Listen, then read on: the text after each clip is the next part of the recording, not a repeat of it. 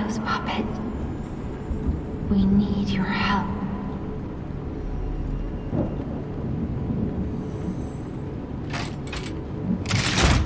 Lies of P tiene una historia y lore que son muy interesantes, que nos invitan a investigar y explorar cada rincón de Krat.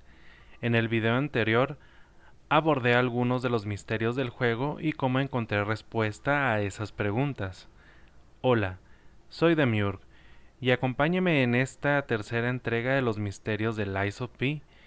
He de comentar que este video contiene spoilers si a la fecha no has terminado el juego o no lo tienes al 100%. Así que dicho esto, comencemos. Como en cualquier Souls-like, en Lies of P podemos encontrar detalles descritos en los atavios, las máscaras, los coleccionables y las armas.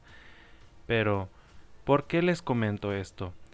Resulta que algunos misterios se pueden resolver observando todo esto, incluso encontrarnos con más en el camino. Entonces hablaremos de las armas que, para mi sorpresa, arrojan unos datos interesantes. El orden no importa, pero te aseguro que aquí hay algo grande. No abordaremos todas las armas porque hay algunas que tienen anotaciones de solo cómo fueron fabricadas y nos platican algunas cosas que ya conocemos de la historia del juego.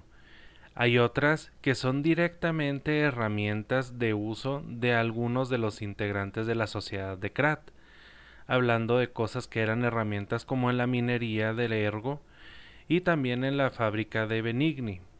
Entonces nos brincaremos todo esto y nos centraremos solo en las que arrojan detalles interesantes. Hablaremos del Mjolnir, el martillo de Thor. Nos habla de cómo el ingeniero Descartes lo creó usando una batería de almacenamiento de energía que fabricó Benigni.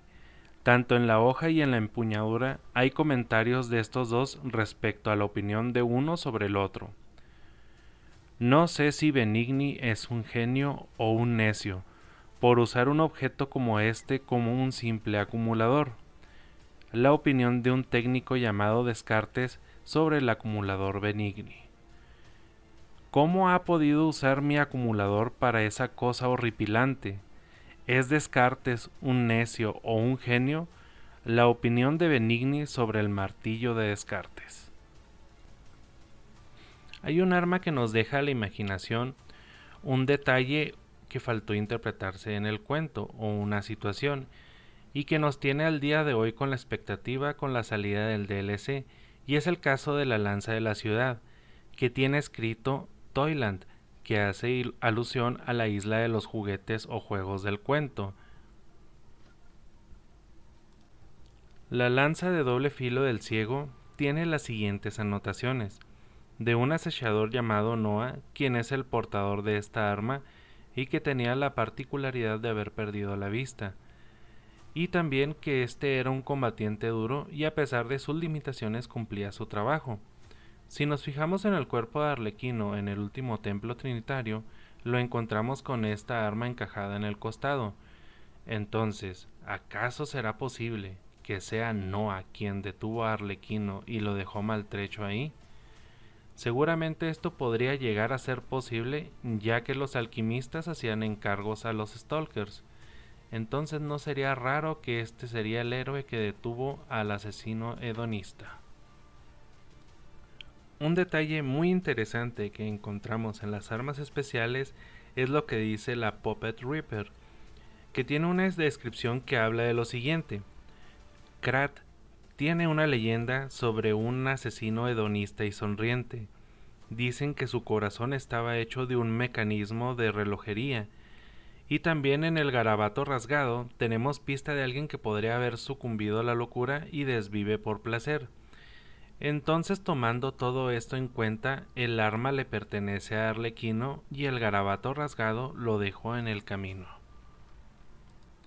Si bien en muchas de las armas o amuletos que encontramos en el juego, sus descripciones no aportan algo nuevo a la historia que conocemos del juego, considero que hay dos misterios que se resuelven con ellos y me han parecido muy interesantes. Vamos a hablar de los ítems que consigues con el ergo del monstruo verde del pantano.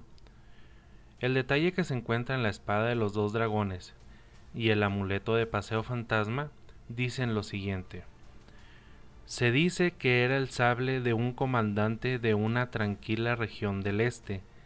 El mar recuerda la promesa del guerrero. El general que se alzó con el dragón para proteger a la gente se hizo con una solitaria victoria de decenas de guerras.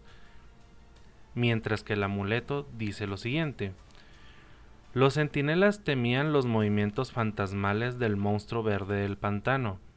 Aunque parezca milagroso, uno de ellos logró integrar su información en un amuleto, pero también acabó desaparecido. Sabemos que el verdadero Alidoro y Eugene son extranjeros del otro lado del mar, del oriente del mundo, que son asiáticos. El detalle está en lo que nos dice el falso Alidoro, quien confiesa que es loro o parrot, como le quieras decir, y que éste acabó con el verdadero. Después de derrotar al monstruo verde del pantano, accedemos a una nueva área donde más delante, en una escalera tubular, hay un cuerpo.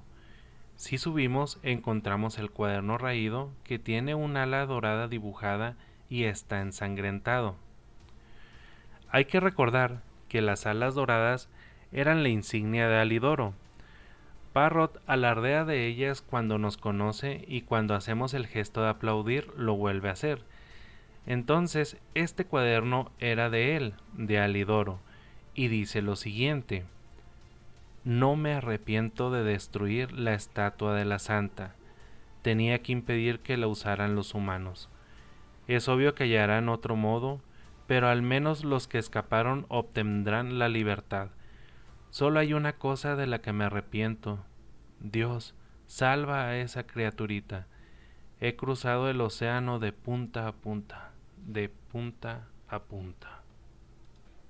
De nueva cuenta nos vuelven a confirmar que es extranjero, y por el recipiente críptico mecánico sabemos que Alidoro y Eugene son hermanos y que éste le quería mucho. Entonces el lamento del escrito sería por su hermana. Por la espada de los dos dragones sabemos que el usuario era un extranjero del otro lado del mar y que protegía a las personas. Entonces, Parrot nos estaría entregando la arma que pertenece al verdadero Alidoro, ya que coincide con la fama de proteger a la demás gente que tenía este sabueso. El amuleto nos dice que alguien consiguió información del monstruo verde del pantano en una pelea y desapareció. Entonces, todo esto indica que podría ser posible que Alidoro se enfrentó al monstruo verde del pantano y que después de esta batalla Parrot lo atacó.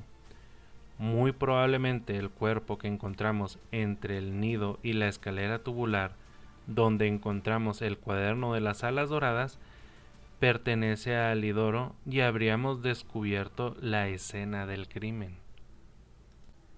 Aquí podría decir a alguien que Hugo, el explorador novato, en realidad encuentra el cuerpo en la reliquia de Trismegistus, pero aquí pasa el siguiente detalle: que si no acabas con el falso Alidoro, no se da la interacción antes mencionada y Hugo conserva su traje original. En cambio, si acabas con el falso Alidoro, Hugo encuentra, pero ese cuerpo, el que trae el atavio y la máscara originales, y por eso tenemos esa interacción en el hotel. Entonces, aquí te podrías preguntar: ¿qué podría ser más interesante de lo que te he comentado en esta serie de videos? Aquí hay uno de los jefes de área que al parecer no tiene relación ni con las marionetas ni con los experimentos de los alquimistas. Es el monstruo verde del pantano, quien de entrada es un ser orgánico y no un desecho de la fosa. ¿Cómo llegué a esta conclusión? En las notas de un centinela nos hablan de que lo mandaron a estudiar los alquimistas, pero que solo encontraron peligro los centinelas al encontrarse con él. Entonces también nos dicen que acumula celosamente ergo y las mejores marionetas. suponiendo que fueron enviados a estudiarlo, esto quiere decir que los alquimistas no tienen una idea de cómo llegó ahí y cómo es que existe. Pero entonces, ¿qué nos dicen los coleccionables? La alabarda del caballero maldito nos dice lo siguiente en la hoja y en la empuñadura. El Hotel Krat se construyó con los restos del castillo de un caballero maldito. Se dice que el árbol dorado que antaño solía cautivar al caballero aún duerme en alguna parte del hotel.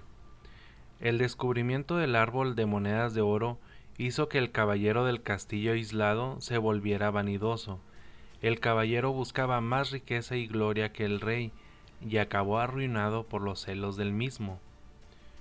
Lo que nos dice la alabarda es muy interesante, ya que el árbol realmente se encuentra en el hotel tal como dice la sospecha de la descripción, y nos hablan de un caballero que se volvió vanidoso con el posible uso de los frutos del árbol dorado. El tridente del pacto dice lo siguiente: un tridente ritual que descansaba en la reliquia de Trismegistus. Se piensa que en antaño perteneció a un gran guerrero que servía a un rey. El guerrero del mar juró proteger a la gente de la reliquia maldita. Mantuvo su voto hasta que su piel quedó aplastada y verde. Esto es muy interesante y revelador, porque nuevamente se nos menciona a un antiguo caballero que estaba al servicio de un rey y que estuvo en contacto con la reliquia de Trismegistus. Entonces el caballero mencionado en cada arma sería el mismo, ya que ambos se relacionan con la reliquia. En el hotel hay un pasadizo que nos lleva a la reliquia de Trismegistus. Entonces estaríamos confirmando que en efecto el hotel fue construido sobre las ruinas del castillo del caballero maldito, mismo personaje que terminó con la piel verde. Imagino yo que esto es lo que tomaron como maldición y que se cautivó con el árbol de monedas de oro. En este punto, ¿acaso a ustedes no les recuerda algo? Si hacemos memoria, pues ya resulta que nos habían mostrado una leyenda similar de un caballero y un árbol. En la balada de Guillaume nos dicen lo siguiente: Guillaume, el caballero del rey, encontró el árbol brillante en la montaña rocosa. El fruto del árbol se asemeja a monedas de oro y es una bendición milagrosa, pues muchos han superado diversas enfermedades y hasta escapado de la peste. El exultante caballero erigió un castillo y se hizo llamar el Caballero Sagrado. Recuerden, forasteros, por muy cautivadores que parezcan los milagros, siempre tienen un precio. Con todo lo antes mencionado, sabemos lo siguiente. Sabemos de la existencia de un caballero que servía a un antiguo rey y que quedó cautivado con el árbol de frutos de oro, que construyó un castillo y que su piel se puso verde y se le conoció como el caballero maldito. En la leyenda del árbol nos dicen que los milagros tienen un precio, haciéndolo sonar como una consecuencia negativa. Entonces la maldición podría ser la piel verde que se volvió en este caballero. Nos mencionan que este era muy vanidoso, ambicioso y al parecer codicioso. Entonces, Guillaume, el caballero del rey, es el monstruo verde del pantano, y conserva aún esa naturaleza codiciosa al estar acumulando las mejores marionetas y devorando el ergo de ellas en la ciénaga estéril y conservándolas con él. Hasta aquí con el video. Si te ha gustado, te invito a darle like y comparte con un amigo. Esto me ayuda a seguir motivado. Déjame saber qué piensas en la caja de comentarios. Más adelante abordaremos parte de la inspiración de este juego. Y sin más que decir, adiós.